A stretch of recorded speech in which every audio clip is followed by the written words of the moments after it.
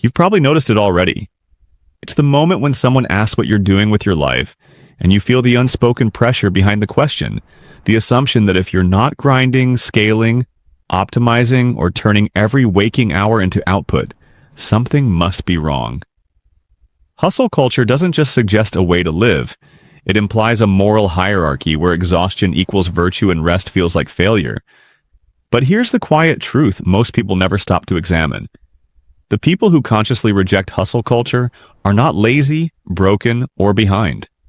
Psychologically, they are often ahead in ways that are uncomfortable for a productivity-obsessed world to admit. If this topic feels uncomfortably familiar, stay with me, because by the end of this, you may see your own resistance to hustle in a completely different light. And if you want more explorations like this, where psychology meets real life instead of motivational slogans, you'll probably want to stay connected for what comes next. To understand the psychology of people who reject hustle culture, you first have to understand what hustle culture actually does to the mind. On the surface, it celebrates ambition, discipline, and success. Underneath, it quietly conditions people to tie their self-worth to productivity. The internal dialogue becomes relentless. Am I doing enough? Could I be doing more? Why am I resting when someone else is working? Over time, this creates a constant state of low-level anxiety that masquerades as motivation. Many people don't realize they're anxious. They just feel perpetually behind. Those who reject this mindset tend to have a psychological trait that's increasingly rare: internalized self-worth that is not dependent on output. This doesn't mean they lack goals or ambition. It means their sense of value isn't hostage to how busy they look. They can sit with stillness without panicking. They can enjoy time without converting it into a metric. That ability alone signals a level of emotional regulation most hustle narratives actively undermine. There's also something else happening beneath the surface. People who step away from hustle culture often possess a heightened sensitivity to emotional feedback. They notice how certain environments make them feel drained, hollow, or disconnected from themselves. Where others numb that discomfort by working harder, these individuals listen to it. Psychologically, this reflects strong interoceptive awareness, the ability to read internal states and respond accordingly. Instead of overriding exhaustion with caffeine and discipline, they interpret it as information. This is where the story gets interesting, because hustle culture trains people to distrust their own internal signals. Tiredness becomes weakness. Boredom becomes a problem to be solved with productivity. Even curiosity is monetized. People who reject hustle culture have usually gone through a quiet psychological rebellion. At some point, they realized that ignoring their inner signals didn't make them stronger. It made them fragmented. Many of them experienced burnout earlier than others, not because they were weaker, but because they were paying closer attention. Burnout isn't just exhaustion. It's a collapse of meaning. When effort no longer feels connected to purpose, the psyche revolts. People who leave hustle culture often do so after recognizing that no external achievement was going to resolve an internal dissonance. That recognition takes courage, because it means questioning a system that rewards compliance and punishes reflection. There's a deeper layer here that most discussions never touch. People who reject hustle culture tend to score higher in what psychologists call self-determination. They prioritize autonomy, competence, and relatedness over external validation. Hustle culture promises competence and validation, but often at the expense of autonomy and genuine connection. Rejecting it is a way of reclaiming psychological ownership over one's life. Notice how many hustle narratives rely on comparison. Someone else is waking up earlier. Someone else is working harder. Someone else is richer, faster, louder. Comparison fuels compliance. People who reject hustle culture consciously disengage from this game. Psychologically, this suggests a lower reliance on social ranking for self-esteem. They're less motivated by status anxiety and more by internal alignment. This doesn't happen by accident. Many of these individuals had early experiences that forced them to confront impermanence, limitation, or emotional complexity. Some grew up in environments where constant striving didn't lead to safety or happiness.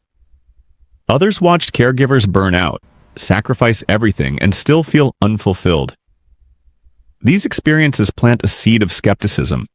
When society later says, "Work harder and you'll be happy," something in them hesitates. That hesitation is not cynicism. It's pattern recognition. If you've ever felt that hesitation yourself, it's worth paying attention to it.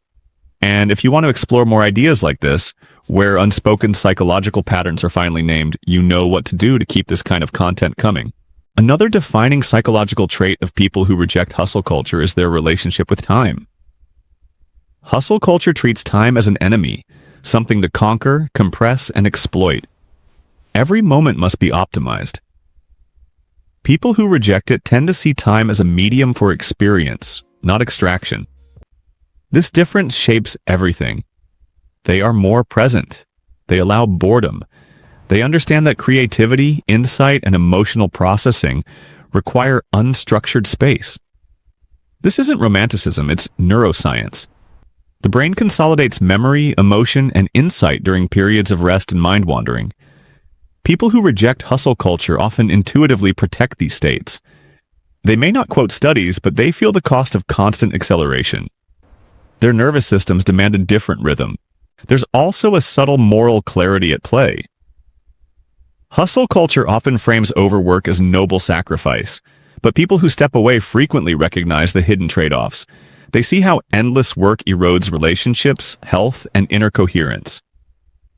Psychologically, they are less susceptible to moral licensing, the belief that suffering automatically equals virtue. They ask a dangerous question: suffering for what? This question destabilizes the entire hustle framework. Another pattern emerges when you look at how these individuals define success. Hustle culture uses external markers: income, followers, titles, visibility. People who reject it often define success in terms of subjective well-being, alignment, and sustainability. This shift reflects a more integrated self-concept. Their goals are less fragmented. Work, identity, and values are not separate compartments constantly at war. Interestingly, this makes them harder to manipulate. Marketing narratives that exploit fear of falling behind simply don't land the same way. Social pressure loses its grip. Psychologically, this independence can look like nonconformity, but at its core, it's self-trust. And here's something rarely acknowledged. Rejecting hustle culture often comes with grief.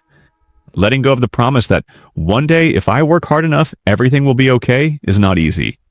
It means accepting uncertainty. It means building meaning without guarantees. People who make this transition often go through a quiet mourning process for the imagined future hustle culture sold them. That grief is part of psychological maturation. It marks a shift from externally imposed narratives to internally generated ones. Not everyone is ready for that shift.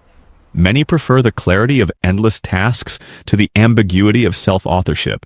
This is why people who reject hustle culture are often misunderstood. They are accused of lacking ambition, when in reality they have redirected it inward. Their ambition is not to dominate markets or optimize schedules, but to live without chronic self-betrayal. That kind of ambition doesn't photograph well, it doesn't trend, but it endures. If this perspective resonates, take a moment to consider why. There's a reason this message finds certain people at certain times. And if you want to keep exploring these deeper psychological undercurrents together, staying connected makes that journey easier. There's also a strong link between rejecting hustle culture and a redefined relationship with control.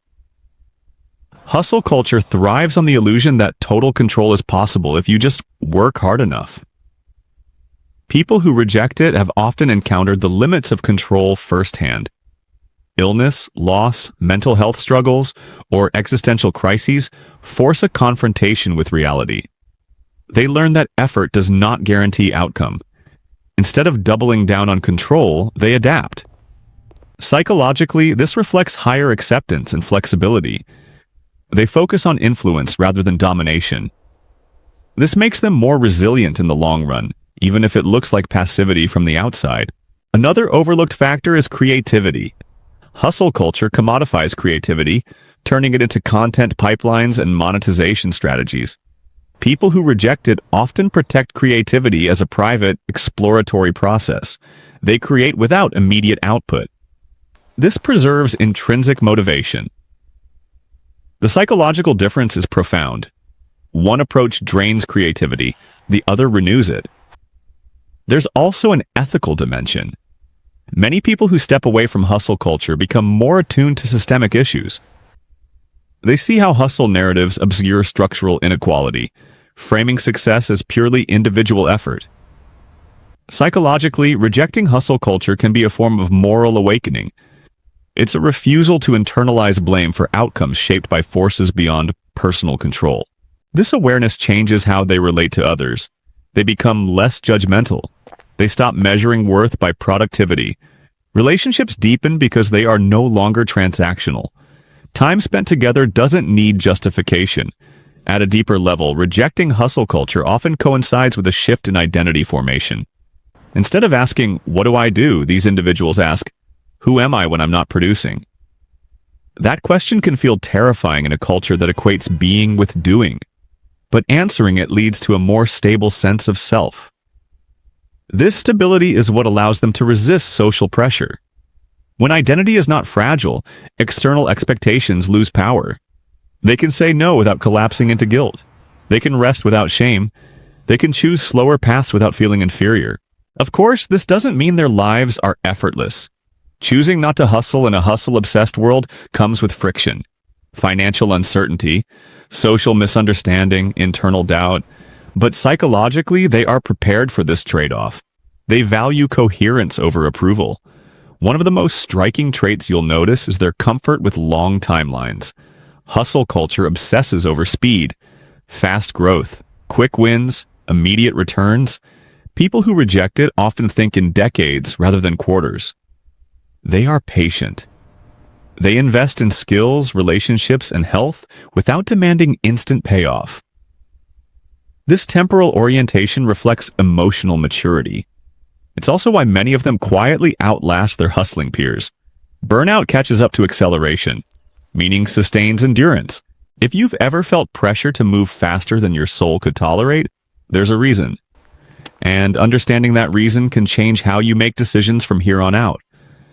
If these ideas are opening something in you, staying connected ensures you won't have to navigate that alone. There's one more psychological element that deserves attention: humility in the face of uncertainty. Hustle culture often promotes overconfidence disguised as positivity, manifestation without acknowledgement of randomness. People who reject it tend to be more honest about what they don't know. This epistemic humility reduces cognitive dissonance. They don't need to constantly justify their suffering as worth it. This honesty creates space for genuine learning. When outcomes aren't guaranteed, curiosity replaces bravado. Growth becomes exploratory rather than performative. In the end, rejecting hustle culture is not a rejection of effort. It's a rejection of compulsive effort divorced from meaning.